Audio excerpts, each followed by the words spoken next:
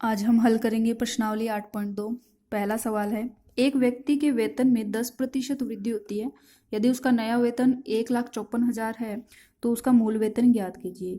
तो जो चीज़ हमें ज्ञात करनी है हम उसे x मान के चलेंगे और यहाँ पे वृद्धि हुई है तो ये हम प्लस करेंगे तो हमारे पास नया वेतन मिलेगा 1,54,000 रुपये का। तो प्रारंभ करते हैं सवाल। माना मूल वेतन x है, वेतन में वृद्धि 10% की दी हुई है, नया वेतन हमें दिया हुआ है 1,54,000 रुपये। अतः प्रश्नानुसार जो समीकरण बनेगा वो है हमारा कि x प्लस x का 10% बराबर होगा 1,54,000। इस समीकरण को हल करेंगे तो हमारे पास x की वैल्यू आ जाएगी 1,40,000 रुपये। अतः मूल वेतन हमारा क्या होगा 1,40,000 रुपये। दूसरा प्रश्न है, रविवार को 845 व्यक्ति चिड़ियाघर गए, सोमवार को केवल 169 व्यक्ति गए। चिड़ियाघर की सैर करने वाले व्यक्तियों की संख्या में सोमवार को कितने प्रतिशत कमी आई। तो पहले दिन आए हैं 845, दूसरे दिन आ रहे हैं 169, तो यहाँ पे कमी देखी जा रही है। तो ये संख्या में से इस संख्या को माइनस करेंगे, वो तो हमारी हो गई कमी। अब कमी का प्रतिशत में चेंज करना है, तो जिसको भी प्रतिशत में बदलना हो उसके गुणा में हम 100 लगाएंगे और वो पहले दिन वाली जो संख्या है उस पे निकलेगी। तो देखेंगे रविवार को व्यक्ति आए 845, सोमवार को व्यक्ति आए 169, तो कमी व्यक्तियों की कमी कितनी हुई है 845 माइनस 169 यानी 676 व्यक्तियों की कमी हुई है। अब इसको प्रतिशत में बदलना है तो कमी बटे कुल संख्या इंटू 100, ये 100% लगाने के लिए आया है। तो इसको जब हम काटेंगे तो यहाँ पे हमारे पास आंसर आएगा 80%। नेक्स्ट सवाल है, एक दुकानदार 2400 रुपये में 80 वस्तुएं खरीदता है और उन्हें 16% लाभ पर बेचता है। एक वस्तु का विक्रय मूल्य ज्ञात कीजिए। यहाँ पे हमें 80 वस्तुओं का दिया हुआ है और एक वस्तु से पूछा है, तो सर्वप्रथम हम 80 वस्तुओं का निकालेंगे और फिर एक वस्तु का हमारे पास आ जाएगा। 80 वस्तुओं का क्रय मूल्य दिया हुआ है 2400 रुपये, लाभ प्रतिशत दिया हुआ है 16%। तो सर्वप्रथम इस प्रतिशत को हटाएंगे और रुपए में बदलें तो 80 वस्तुओं का लाभ कितना हो गया 16/100 गुणा 2400। तो 100 को हमने प्रतिशत हटाने के लिए लगाया है, तो 2 जीरो से 2 जीरो कैंसिल, 24 को 16 से गुणा किया तो 384 रुपये, यानी इतने रुपए का हमें लाभ हुआ है। अतः 80 वस्तुओं का विक्रय मूल्य हो गया, ये तो हमारा क्रय मूल्य, इतना लाभ, तो इनको जोड़ेंगे तो हमारे पास ये आ गया विक्रय मूल्य, यानी इस रुपए में उसने बेचा है। ये 80 वस्तुओं का है तो एक वस्तु का हो जाएगा 2,784/80, तो 34.80 रुपये ये एक वस्तु का विक्रय मूल्य है। एक वस्तु का मूल्य रुपये 15,500 था, 450 इसकी मरम्मत पे खर्च किए गए।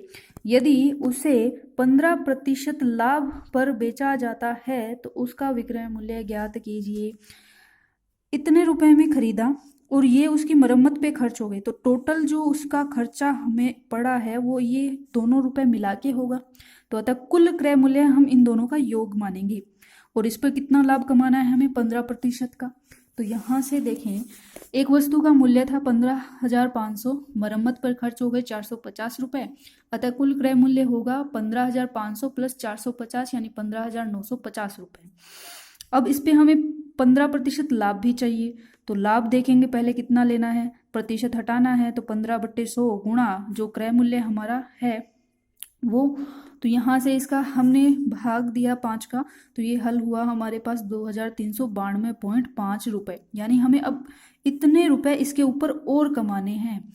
ये तो चाहिए ही चाहिए और इसके ऊपर इतने रुपए और चाहिए, तो दोनों का योग करेंगे तो वो हमारा विक्रय मूल्य होगा।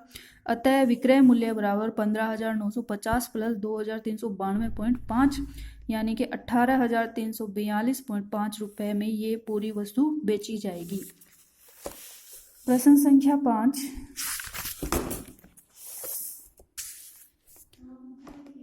एक वीसीआर और टीवी दोनों को हमने खरीदा है 8,000 रुपये में। दिया गया है हमें दोनों का क्रय मूल्य, खरीदना मतलब क्रय मूल्य, बेचना मतलब विक्रय मूल्य। दुकानदार को वीसीआर पर 4% की हानि और टीवी पर 8% की लाभ हुआ है, तो इस पूरे लेन देन में लाभ अथवा हानि प्रतिशत ज्ञात करना है। तो एक वस्तु यानी वीसीआर व टीवी प्रत्येक का यानी दोनों 8,000 रुपये में खरीदे गए हैं, यानी 8,000 रुपये में वीसीआर और 8,000 रुपये में ही टीवी को खरीदा गया है। चूंकि वीसीआर 4% हानि पर बेचा जाता है, इसका अर्थ यह है कि यदि क्रय मूल्य 100 रुपये है तो विक्रय मूल्य 96 होगा। इसी प्रकार जब क्रय मूल्य 8,000 रुपये है तो विक्रय मूल्य 96/100 गुणा 8,000, तो ये हमारे पास आ गया 7,680 रुपये। इसी प्रकार टीवी को 8% लाभ पर बेचता है तो इसका अर्थ हो गया कि 100 रुपये हम क्रय मूल्य माने तो 108 रुपये विक्रय मूल्य हो गया, और इसका एक्चुअल में जो क्रय मूल्य है वो 8,000 रुपये है, मतलब विक्रय मूल्य हो जाएगा 108/100 गुणा 8,000, तो यहाँ से हमारे पास आया 8,640 रुपये। कुल क्रय मूल्य हमारा हुआ 8,000 + 8,000 यानी 16,000 रुपये, और कुल विक्रय मूल्य हमारा हो गया 16,320 रुपये। तो यहाँ से हम देख रहे हैं क्रय मूल्य से विक्रय मूल्य ज़्यादा है, तो जब भी विक्रय मूल्य ज़्यादा होगा तब हमारा क्या होगा, लाभ होगा। तो विक्रय मूल्य बड़ा है कुल क्रय मूल्य से, तो यहाँ से हमें 320 रुपये का क्या होगा, लाभ होगा।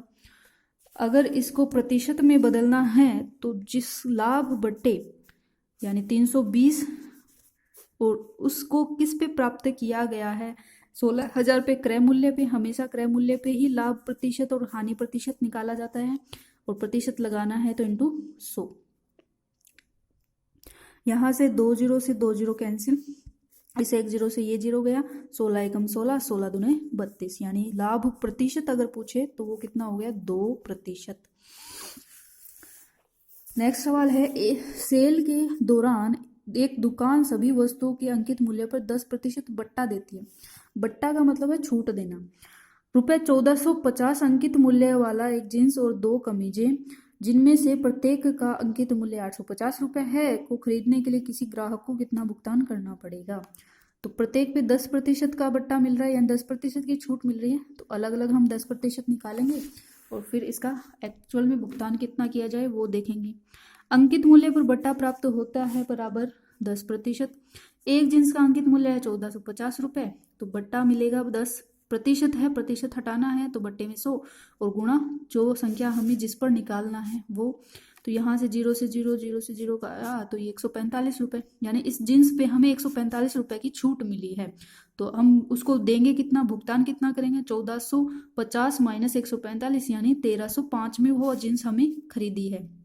इसी प्रकार 2 कमीजों का कुल अंकित मूल्य कितना हो गया, एक का 850 है तो 2 का 1700 हुआ, और बट्टा हमें मिल रहा है 10%, अतः बट्टा की राशि कितनी हो जाएगी, 10/100 इंटू 1700, 2 0 से 2 0 गए, 170 रुपये, यानी 1700 पे 170 रुपये छोड़ेगा वो। अतः कमीजों का भुगतान होगा 1700 माइनस 170 यानी 1530 रुपये। कुल भुगतान जींस में हमने दिए 1305 और 2 कमीजों के दिए 1530, दोनों को जोड़ें तो हमारे पास आंसर आया 2835 रुपये। इसी प्रकार हम आगे वाले सवाल करेंगे नेक्स्ट वीडियो में। धन्यवाद।